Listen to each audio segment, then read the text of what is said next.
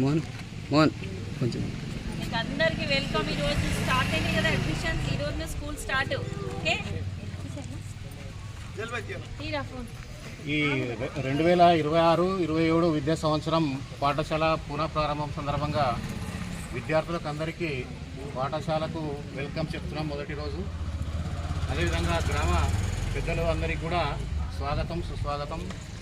ఈ సంవత్సరం పాఠశాలలో అత్యధికంగా పాఠశాల కూడా ఒక ప్రైవేట్ పాఠశాలకు ధీటుగా పనిచేస్తుండడానికి తెలియడానికి మేము ఉపాధ్యాయులందరం తప్పకుండా ప్రయత్నం చేస్తాం. అందుకు మీ యొక్క గ్రామ పెద్దలందరూ సహకారం కావాల్సిందిగా కోరుతూ అందరికీ స్వాగతం సుస్వాగతం. యూకేజీ అయింది కాబట్టి యూకేజీలో కూడా అడ్మిషన్స్ ఎక్కువగా చేయండి. మరి అడ్మిషన్స్ ఉంటే మీ ఊర్లో స్కూల్ ఉంటుంది. ఎందుకంటే రేషనలైజేషన్ ఉంటుందంట. పిల్లల బట్టి టీచర్లు ఇక్కడ 2 టీచర్లని ఇది చేస్తారు.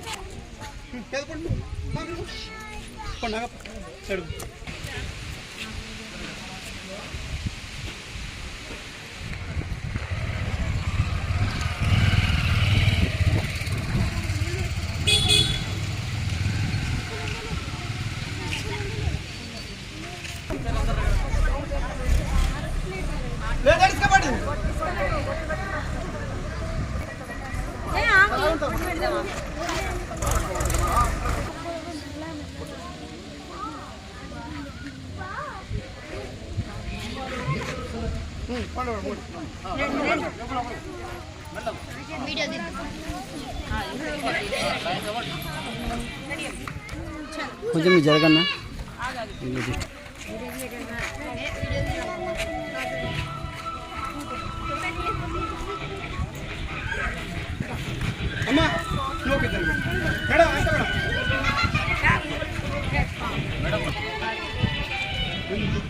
సీను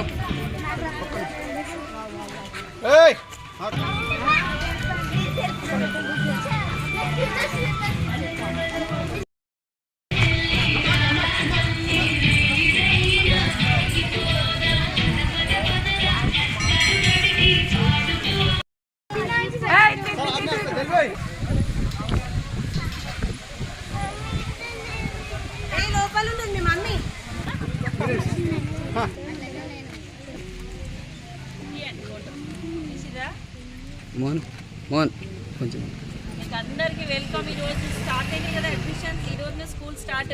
ఓకే, ఈ 2026-27 విద్యా సంవత్సరం పాఠశాల పునఃప్రారంభం సందర్భంగా విద్యార్థులకు అందరికీ పాఠశాలకు వెల్కమ్ చెప్తున్నాం మొదటి రోజు. అదేవిధంగా గ్రామ పెద్దలు అందరికీ కూడా స్వాగతం సుస్వాగతం. ఈ సంవత్సరం పాఠశాలలో అత్యధికంగా పాఠశాల కూడా ఒక ప్రైవేట్ పాఠశాలకు ధీటుగా పనిచేస్తుండడానికి తెలియడానికి మేము ఉపాధ్యాయులందరం తప్పకుండా ప్రయత్నం చేస్తాం. అందుకు మీ యొక్క గ్రామ పెద్దలందరూ సహకారం కావాల్సిందిగా కోరుతూ అందరికీ స్వాగతం సుస్వాగతం. యూకేజీ అయింది కాబట్టి యూకేజీలో కూడా అడ్మిషన్స్ ఎక్కువగా చేయండి. మరి అడ్మిషన్స్ ఉంటే మీ ఊర్లో స్కూల్ ఉంటుంది. ఎందుకంటే రేషనలైజేషన్ ఉంటుందంట. పిల్లల బట్టి టీచర్లు ఇక్కడ 2 టీచర్లని ఇది చేస్తారు.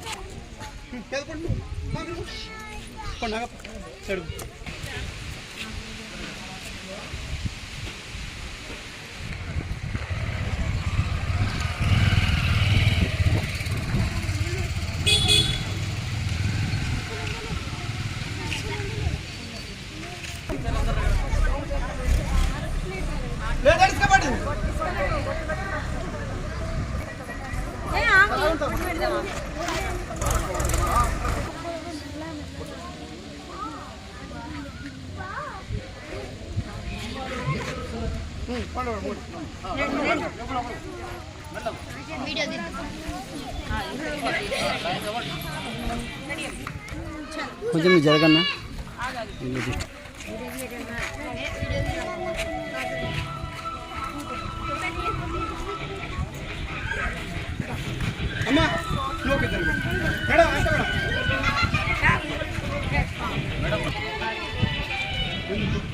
సీను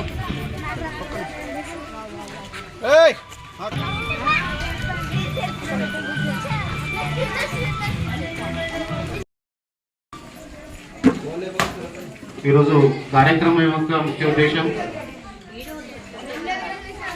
నూతన విద్యా సంవత్సరం ప్రారంభం 50 రోజుల వేసవి సెలవుల అనంతరం పాఠశాల పునఃప్రారంభం తెలంగాణ ప్రభుత్వం ఆదేశానుసారం ఈరోజు పునఃప్రారంభించుకోవాల్సిందిగా ఆదేశించారు. విద్యార్థులకు మొదటి రోజు స్వాగతం సుస్వాగతం తెలియజేస్తూ ఇన్ని రోజులు సెలవుల అనంతరం ఒక చక్కటి ఆహ్లాదకరమైనటువంటి వాతావరణంలో పాఠశాలకు రావడానికి సెలవుల అనంతరం ఇబ్బంది పడుతూ ఉంటారు విద్యార్థులు. అలాంటి ఇబ్బందులు పడకుండా ఒక చక్కటి ఒక పండుగ వాతావరణం లాగా గ్రామ పెద్దలందరూ ఈ సహకారంతో పాఠశాల చాలా చక్కగా పునఃప్రారంభ కార్యక్రమానికి గ్రామ పెద్దలందరూ, విద్యార్థుల తల్లిదండ్రులు, మరి యువజన సంఘాల నాయకులు, మరి ప్రజాప్రతినిధులు అందరూ చక్కటి సహకారం ఉంది. మరి ఇలాగే గ్రామంలో ఉన్నటువంటి విద్యార్థుల సంఖ్య ఎక్కువగా మనకు పాఠశాలకు వచ్చినట్లయితే పాఠశాల ఉన్నటువంటి పోస్టులు ఉంటాయి.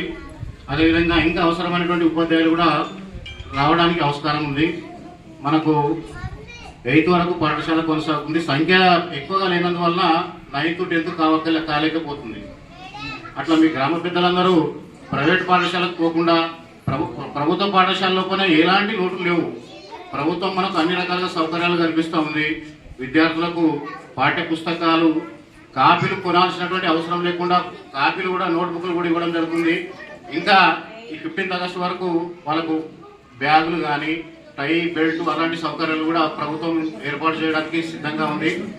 అదేవిధంగా విద్యార్థులు ఉదయం కూడా తొందరగా పాఠశాల రావడానికి భోజనం చేయకుండా వస్తున్నారు. చాలా మంది ఇంటర్వెల్ టైం లోపల తినడిపోతాం సార్ అని చెప్పేసి ఇంటికి వెళ్తూ ఉంటారు. అట్లా రోడ్డు మీద బయట ఎక్కువగా అనిపిస్తూ ఉంటారు. బయట గేట్ బయట తిరగడానికి మెయిన్ రీజన్ అది. తిని వస్తే ఇక్కడనే ఉంటారు, ఇంటర్వెల్ టైంలో బయటికి రారు. అట్లా ఉద్దేశంతో ప్రభుత్వం ఏం నిర్ణయించిందంటే ఉదయం పూట కూడా స్కూల్లో తొందరగా 8:30 వచ్చేటట్లు ప్లాన్ చేస్తూ ఉంది. రాగానే వాళ్ళకు టిఫిన్ సౌకర్యాలు కూడా ప్రభుత్వం ఏర్పాటు చేస్తుంది.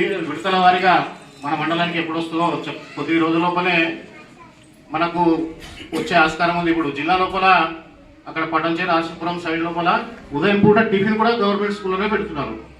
ఒకరోజు ఇడ్లీ, ఒకరోజు వడ, ఒకరోజు దోశ, ఇట్లాంటి కార్యక్రమాలు వస్తున్నాయి.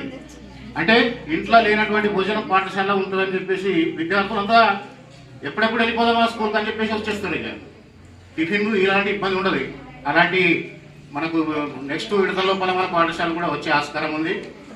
అట్లా సంఖ్య కూడా ఎక్కువగా పెరుగుతుంది. అలాంటి కార్యక్రమాలు చేస్తే పాఠశాలలో కూడా మధ్యాహ్న భోజనం, వాళ్ళకు చక్కటి పౌష్టిక ఆహారం అందించడానికి కూడా ప్రభుత్వం ప్రయత్నం చేస్తూ ఉంది, నడుస్తూ ఉంది. ఇప్పుడు వారానికి 3 గుడ్లు చొప్పున అందిస్తూ ఉంది. ఎలాంటి ఆర్థిక భారం లేదు మీ యొక్క పేరెంట్స్కు. ఎందుకంటే ప్రైవేట్ పాఠశాలకు పంపే అడ్మిషన్ ఫీజు అని, బుక్స్ ఫీజు అని, బస్సు ఫీజు అని చెప్పేసి, ట్యూషన్ ఫీజు అని చెప్పేసి వేలలో కాదు లక్షల లోపల అలాంటి ఆర్థికంగా చాలా ఇబ్బందులు ఎదురవుతూ ఉన్నాయి పేరెంట్స్కు. మరి అన్ని సౌకర్యాలు ఉన్న మన పాఠశాలలో చేర్పించినట్టయితే మీకు తల్లిదండ్రులు కూడా ఆర్థికంగా ఇబ్బందులు ఉండవని చెప్పేసి కోరుతూ పాఠశాలలో అందరూ గ్రామంలో ఉన్నటువంటి తల్లిదండ్రులకు మీ యొక్క ప్రజాప్రతినిధులు, పెద్దలు తెలియజేయాలి. పాఠశాలకైతే పంపించే బాధ్యత మీరు తీసుకుంటే పాఠశాల వచ్చిన తర్వాత ఇక్కడ విద్యార్థుల పూర్తి బాధ్యత మేము తీసుకుంటాం.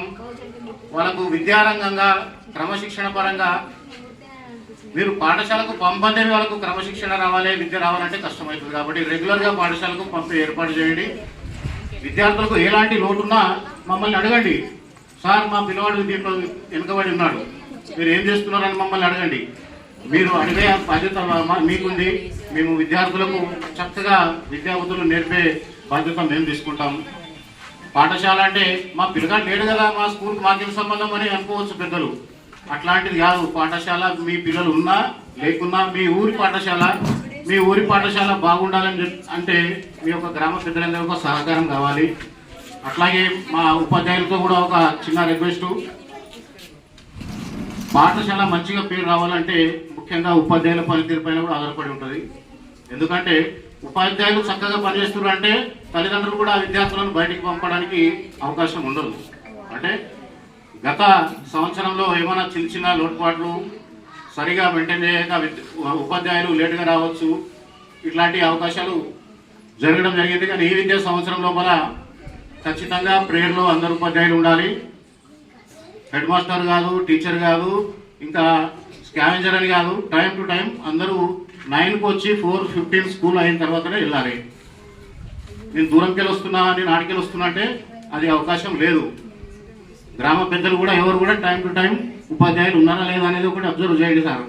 దూరంకెళ్ళి వస్తుంది, అర్ధగంట ముందు పోతుంటే అందరం పోతారు. అట్లాంటి అవకాశాలు ఎవరికి లేవు. పాఠశాలకు ముఖ్యమైనటువంటి పాత్ర, పాఠశాల బాగుండాలంటే ప్రధాన ఉపాధ్యాయులు బాగుండాలి. హెడ్ మాస్టర్ మంచిగా స్కూల్ నడిపితేనే పాఠశాల బాగా నడుస్తుంది, ఉపాధ్యాయులు కూడా చక్కగా పనిచేయడం జరుగుతుంది. ఇలా కార్యక్రమాన్ని ఈ విద్యా సంవత్సరం మనం పకడ్బందీగా పర్ఫెక్ట్గా చేద్దామని ఆలోచిస్తా ఉన్నాం. దానికి అనుగుణంగానే మేమందరం కూడా టైం టు టైం ఫాలో అవుతాం.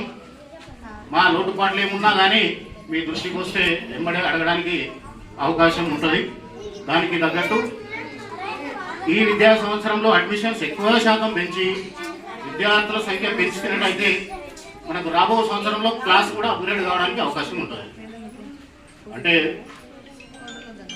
ప్రతి ఒక్కరు బాధ్యతగా తీసుకోండి. మీ పిల్లలు ఉన్నా లేకున్నా మా ఊరు పాఠశాల ఇంకా 8th నుంచి 9th 10th పెరగాలంటే మీ అందరికి సహకారం కావాలి. మాకు విషయంలో పోయేదంటే పోని, ఎవరైనా టీసీకి వస్తే కూడా టీసీ ఇచ్చే అవకాశం ఉండదు.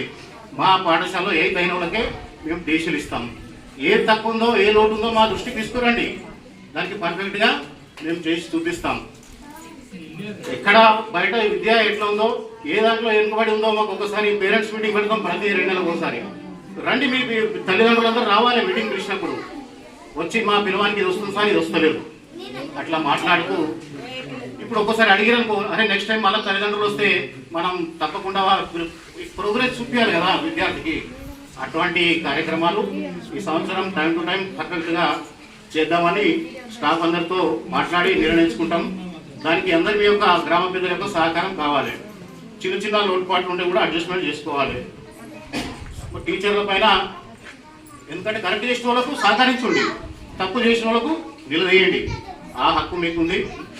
అట్లాంటి మీ యొక్క సహకారంతో మీరు చెప్పిన సలహా సూచనలు పాటించుకుంటూ ఈ విద్యా సంవత్సరాన్ని పర్ఫెక్ట్గా చేద్దామని నిర్ణయించుకుంటూ ముగిస్తున్నాను.